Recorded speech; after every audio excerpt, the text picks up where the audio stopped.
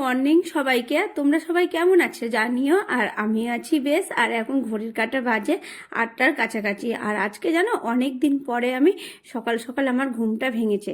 কেননা শীতকাল ঘুম ভাঙতেই চায় না, কিন্তু শীতটা অনেকটা কমে গেছে, তাই অনেক দিন পরে আজকে 7টার সময়তে ঘুম থেকে উঠেছি। বেশ ভালো লাগছে জানো।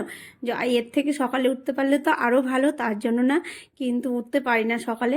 তো আজকে 7টাতে ঘুমটা ভেঙে খুব ভালো লাগছে। তো চলো, ঘুম থেকে উঠে যেই সব কাজগুলো ছিল সেই কাজগুলো আমি সব করে নিয়েছি। তারপরে এই দেখো টিফিন বানাতে আসলাম। আর আজকে সোজা সাপটা টিফিন, তোমাদের দাদাভাই পাউরুটি মিষ্টি আর গুড়, এটা খেতে বেশ ভালোই বাসছে, তাই জন্য এটাই করে দিলাম। তো টিফিন খাওয়ার পরে ও বাজার নিয়ে আসলো। এই দেখো বাটা মাছ নিয়ে এসেছে। তো বাটা মাছটা এখন আমি ধুয়ে নিব। আর কেটেই নিয়ে এসেছে, কিন্তু আঁশ থাকে প্রচুর পরিমাণে বাটা মাছ, জানোই তো, তাই ভালো করে ধুয়ে নিচ্ছি এখন। পরিষ্কার করে ধুয়ে টুয়ে নিয়ে তারপরে আমি গেলাম স্নানে। আর স্নান করে বেরিয়ে ছাদে চলে আসলাম। একটু স্নান করতে ঠান্ডাই লাগছে, বলছি তাই মুখে কি ঠান্ডা নেই, কিন্তু ভালোই আছে জানো, স্নান করার পরে বোঝা যাচ্ছে সেটা। কি বলতো, শীতকালে চুল শুকানোটা একটু ঝামেলাই হয়, ঘরের ভিতরে শুকায় না, একটু ছাদের রোদের মধ্যে দাঁড়ালে চুলটা তাড়াতাড়ি শুকিয়ে যায়। তাই আমি করব আর গামছা দিয়ে চুলটা ঝেড়ে নেব, তবে অনেকটাই হালকা হবে। আর একটু দাঁড়াবো রোদে, তারপরে গিয়ে রান্না বান্না করব। আমাদের তো প্রতিদিনই একই রকম কাজ, কিন্তু আমাদের সেটাও অভ্যাস, বলো, না করলেও ভালো লাগে না। যদি আমাদের একদিন রান্না বান্না না থাকে তবে মনে হয় কি কাজই নাই, এরকম মনে হয় না? আমার তো হয়, আমাদের এটা অভ্যাস হয়ে গেছে। তো চলো একটু দাঁড়িয়ে নিচে যাওয়া যাক। রোদে থাকতে বেশ ভালোই লাগছে, এই তো আর কদিন রোদে থাকতে ভালো লাগবে, তারপরে এই রোদ আর সহ্য হবে না, মনে হবে রোদ না উঠুক। আর এমনিতেও আমাদের এখানে কয়েকদিন থেকে রোদ উঠেনি, আজকে রোদটা ভালোই উঠেছে। আর অনেক জায়গাতে তো আবার শুনছি বৃষ্টিও হচ্ছে, তো বৃষ্টি হয়নি, মেঘলা মেঘলা দিন হয়েছিল আমাদের এখানে। আর এই দেখো সবাই এই সময় বাজার করে নিয়ে আসছে, সব মহিলারা, দেখতে বেশ ভালো লাগছে। এই ছাদ থেকে সব দেখা যায়, কারণ আমাদের বাজারটা বেশ কাছেই, দূরে নয়। আর আমাদের এখানে জানো তো বাদরের উৎপাতটা খুব বেড়েছে, চারিদিকে শুধু সবাই বড়ি দিচ্ছে, তারপরে আলুর পাপড় দেওয়া শুরু হয়েছে, বাদর এসে নিয়ে পালিয়ে যাচ্ছে, এরকম হয়েছে জানো। আর এই দেখো আমিও টিফিনটা সেরে নিলাম, তারপরে রান্নাবান্না শুরু করে দিলাম। এই যে আজকে রান্নাবান্না করব বাটা মাছ, বেগুন দিয়ে, আলু দিয়ে, টমেটো দিয়ে, আর পেঁয়াজ কুলি ভাজা করব। পেঁয়াজ কুলি সেদিন নিয়ে এসেছিল, সেদিন করেছিলাম অল্প, আর আজকেও করে নিব। তো জানো ভাজা খেতে বেশ ভালো লাগে, তাই রাত্রির জন্য রেখে দিলাম 4টা মাছ, আর দুপুরের জন্য ঝোল বানিয়ে নেবো আলু বেগুন দিয়ে, তোমাদেরকে তো বললাম। আর এই দেখো তেলটা এত গরম করে দিয়েছি, মাছ সবগুলো এই খুন্তি লাগিয়ে একসঙ্গেই উঠে গেল। তেল গরম হলেই মাছ দারুণ ভাজা হয়, তাই না? আর এই দেখো রান্নার মাঝখানেই আমার বাড়িতে কুটুম চলে এসেছিল, তো ওর সঙ্গে গল্প টল্প করলাম, তারপরে আবার রান্না শুরু করলাম। কুটুম চলে গেল, থাকলো না, ঘন্টা খানিকের মতো থাকলো, দিয়ে আবার রান্না বান্না তোড়জোড় শুরু করলাম। এই যে মশলাটা এখন পেস্ট করে নেব, আদা জিরে বাটা আর টমেটো। আর অল্প মশলা তো, যদি টমেটো না দিই তো মশলাটা পেস্ট করতে মানে গোটা গোটা হয়ে থাকে, আর টমেটো দিলে কি সুন্দর পেস্ট হয়ে যায় জানো।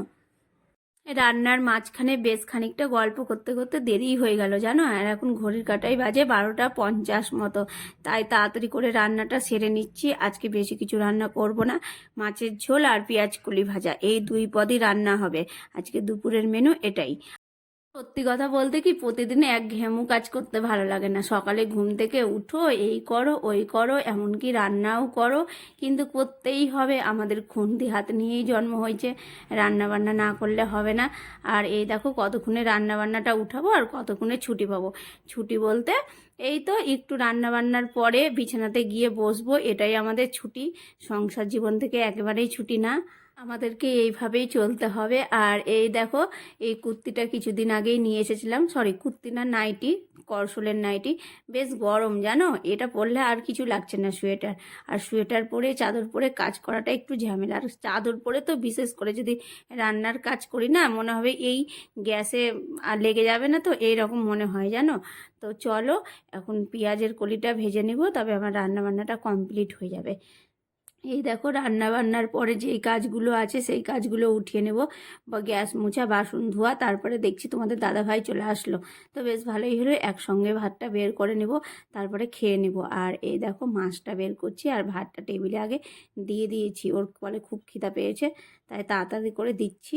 তো চলো, যার জন্য এত কিছু রান্না বান্না, এত কাজ কাম আর খাওয়া দাওয়ার জন্যই সব কিছু।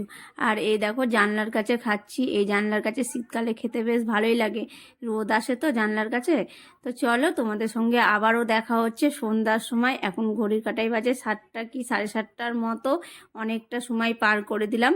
আর এই দেখো এখন ভাজছি বাড়িতে চাল ভাজা, আর চালটাকে আগে লবণ হলুদ দিয়ে মাখিয়ে রেখে দিয়েছিলাম। চালটা ভালো করে ভেজে নিব এই যে কড়াইয়ের মধ্যে। আর বাজারে তো দেখেছি বালু দিয়ে চাল ভাজে, বেশ ভালো হয়, বাজারের মতো না হলেও বাড়িতে ভালোই হয়েছিল, খারাপ হয়নি। অনেকেই আবার জানো লবণ দিয়ে চাল ভাজা করে, মানে তলায় লবণ থাকে আর চাল দিয়ে লবণ, কিন্তু আমার মনে হয় লবণটা নষ্ট হবে, তাই জন্য এমনিই ভাজা করলাম। তো এই দেখো এই রকম ভাজা হয়েছে। এখন এটা ভালো করে মাখাতে হবে জম্পেশ করে, পেঁয়াজ কুচি, লঙ্কা কুচি, তারপরে ধনের পাতা, বাদাম ভাজতে বললো আবার তোমাদের দাদাভাই, তো বাদাম ভাজা, তো সব কিছু দিয়ে ভালো করে মাখিয়ে নেব, দিয়ে খাওয়া দাওয়াটা শুরু করব। তো চলো বন্ধুরা, ভিডিওটা আজকের মতো এতটাই, কালকে আবার দেখা হবে নতুন কোনো ভিডিও।